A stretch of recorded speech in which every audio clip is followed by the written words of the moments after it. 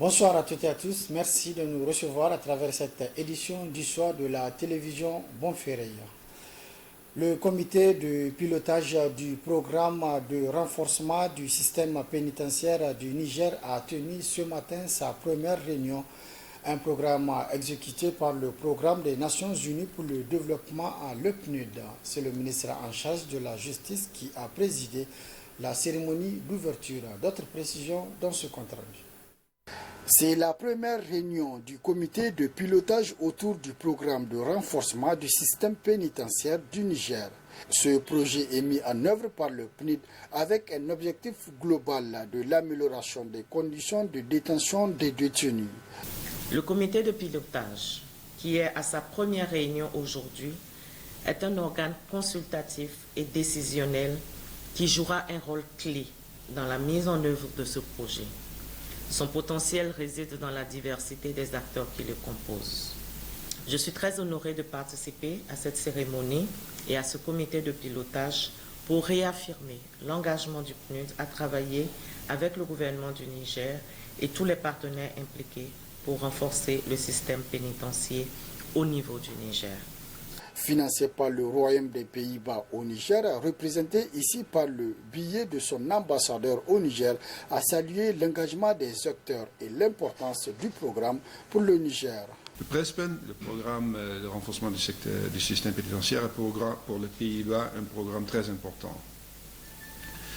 Et je compte sur le comité de pilotage pour veiller à ce que PRESPEN soit sur la bonne voie et à la vitesse nécessaire pour effectivement pouvoir arriver à ce changement de système pénitentiaire que nous visons ensemble.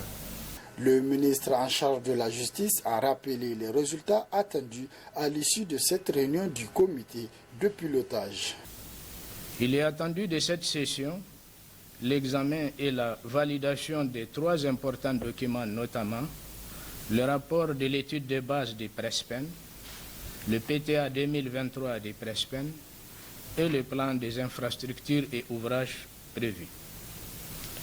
La qualité et la pertinence de nos observations et leur validation seront les gages d'une mise en œuvre réussie de ce programme dans cette phase pilote qui couvre 3 régions, à savoir Dosso, Tillabéri et Tawa, pour les 2 premières années de son opérationnalisation. La première réunion du comité de pilotage intervient 6 mois après la signature de l'accord du programme avec un montant de 20 millions de dollars pour une période d'exécution de 5 ans. Les membres du comité de pilotage ont eu droit à une série de présentations sur les réalisations du projet dans les établissements pénitentiaires. Ouverture à ce matin au centre de conférence internationale Mahatma Gandhi de Niamey de l'édition en 2023 du festival 1001 Bouffe. Cette 4e édition placée sous le thème Valorisation des sources protéiques alternatives et écologiques avec comme pays invité d'honneur l'Italie. La rencontre vise à faire la promotion d'une alimentation saine, n'est-ce pas, Achatou Mamadou et Rabilabou? Les plats nigériens et italiens mis à l'honneur à travers le festival 1001 Bouffe qui ouvre ses portes pour la 4e édition. Madame Cissé Nadia Bako entend promouvoir la culture d'une alimentation saine pour tous, d'où le choix de la présente thématique valorisation des sources protéiques alternatives et écologiques, une initiative à laquelle il s'est fixé des objectifs. C'est pour plutôt la valorisation de notre patrimoine culinaire, l'épanouissement des Nigériens et plus globalement pour le développement économique de notre pays. À travers la promotion de la culture et du tourisme. Cet événement est vraiment un oasis de plaisir pour les familles, où tout le monde trouve son compte. De la poursuite de tous ces objectifs, le festival a trouvé le soutien de plusieurs partenaires, dont l'Italie, pays d'invités d'honneur de la 4e édition, ainsi que le Haut Commissariat à l'initiative 3N, les Nigériens nourrissent les Nigériens.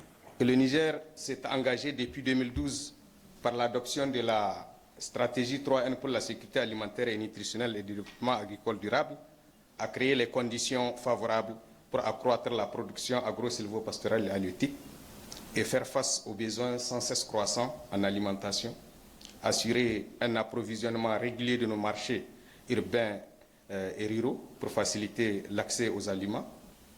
L'Italie, comme peut-être vous le savez, travaille depuis très longtemps avec la coopération sur la sécurité alimentaire.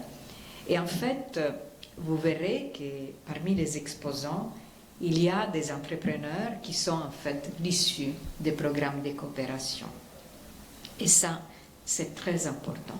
De succès en succès, depuis son démarrage en 2019, le festival 1001 Bouffe ne fait que engranger et les autorités nigériennes en sont conscientes. Ce festival revêt une importance particulière.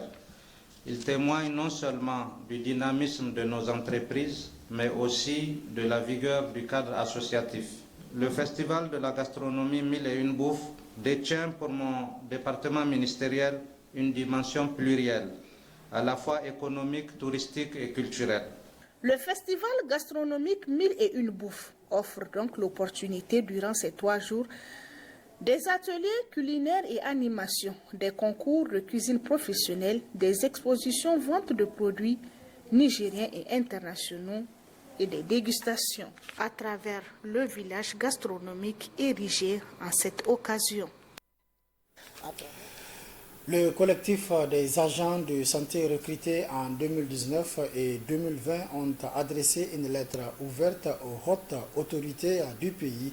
Celle-ci est relative à la situation dans laquelle ils vivent actuellement. Le contenu de cette lettre ouverte avec Youssouf Adara.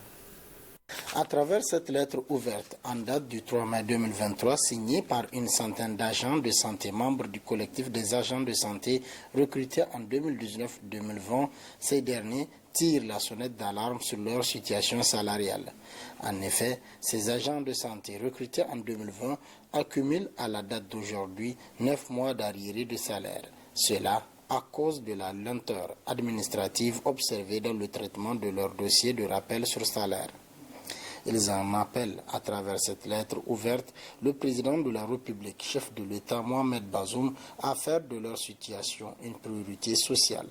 Le collectif a également rappelé au passage que sa démarche n'est pas de nature à se substituer aux syndicats du secteur de la santé, mais plutôt une approche objective dans la quête du droit légitime des travailleurs qu'ils sont. Ils invitent par ailleurs les différents syndicats du secteur de la santé à prendre en compte leurs préoccupations et se positionner en interlocuteur en cas d'ouverture d'éventuelles négociations. La lettre ouverte a été adressée aux plus hautes autorités du pays avec ampliation au cabinet de la présidence de la République, de la primature de l'Assemblée nationale, du médiateur de la République, entre autres. Autre aspect de cette édition, l'Office central de répression du trafic illicite des stupéfiants, Octrice, a démantelé le 2 mai dernier 2 réseaux de trafic de drogue, le premier à Maradi et le second intercepté par les éléments basés à Arlita. Ces 2 réseaux ont été présentés ce matin à la presse en présence des responsables du parquet du tribunal de grande instance hors classe de Niamey. Le compte rendu avec Boukara Madou et Lukoba.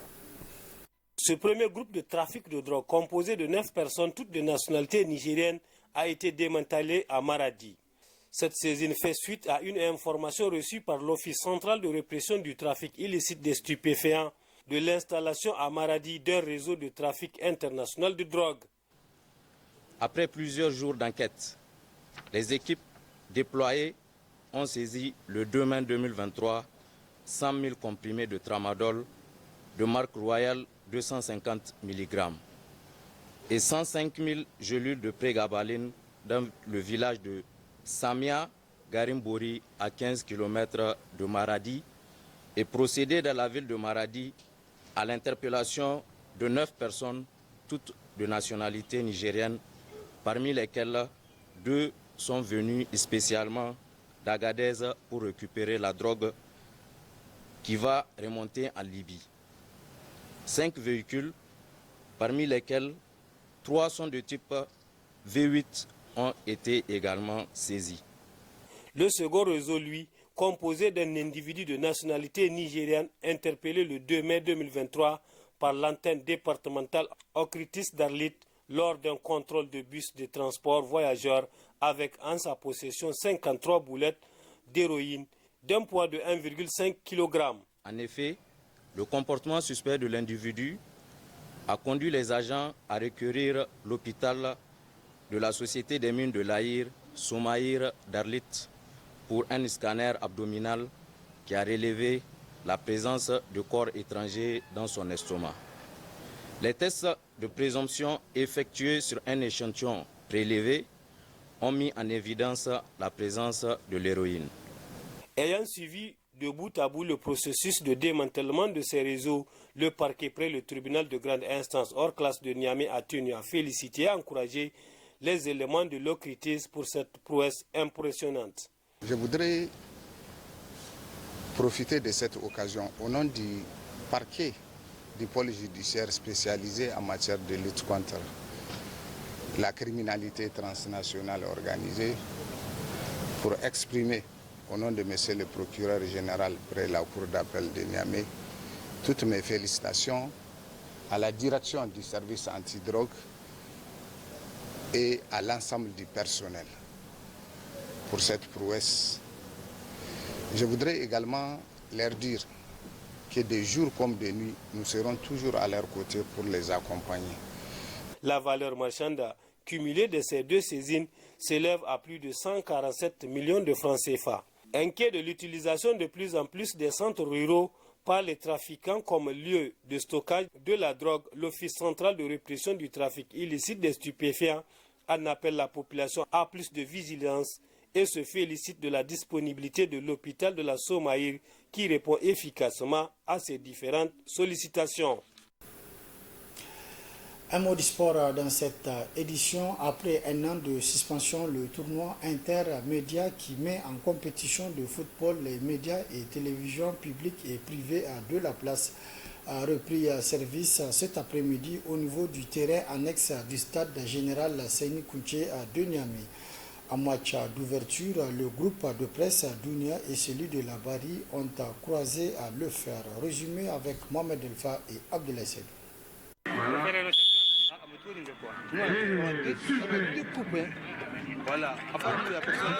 Ce coup d'envoi marque la 8e édition du tournoi intermédiaire sur la pelouse annexe du stade général Seyni Kountché de Niamey.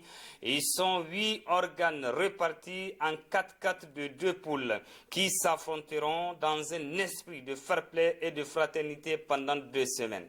Après 3 ans d'absence, le tournoi intermédiaire reprend ses festivités, une façon d'enrichir davantage la confraternité entre les médias. C'est nouveau un plaisir pour moi d'être parmi vous aujourd'hui dans le cadre du lancement de la 8e édition du tournoi de football intermédiaire, qui nous a permis tous, je crois, de se retrouver autour du plus grand événement qui réunit la famille de la presse nigérienne autour du ballon rond. Et pour cause, notre dernière rencontre date de mars 2020, soit à la 7e édition du tournoi intermédiaire. Une suspension indépendante de notre volonté. En effet, le tournoi de football intermédiaire n'a pas pu résister au Covid-19, avec ses conséquences et en termes de risques sanitaires et les difficultés financières qu'il a engendrées d'ici comme ailleurs. Mais par la grâce du Tout-Puissant, le tournoi a su se redynamiser et revenir encore plus fort.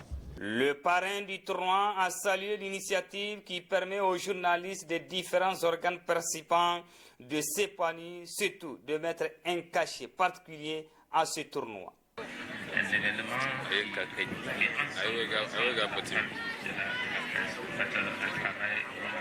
un travail intéressant, un travail difficile.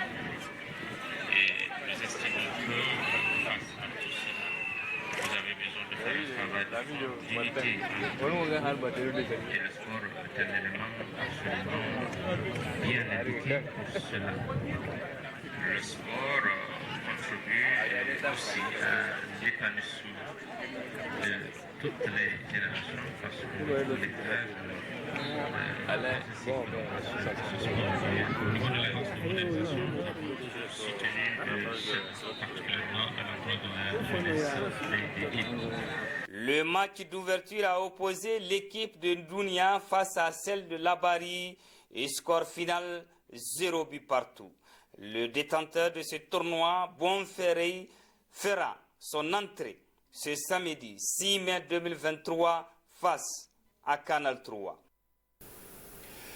C'est la fin de cette édition. Merci de l'avoir suivi à toutes et à tous. Prochain rendez-vous de la rédaction demain, Inch'Allah, à partir de 12h30. Très bonne réception. Au revoir.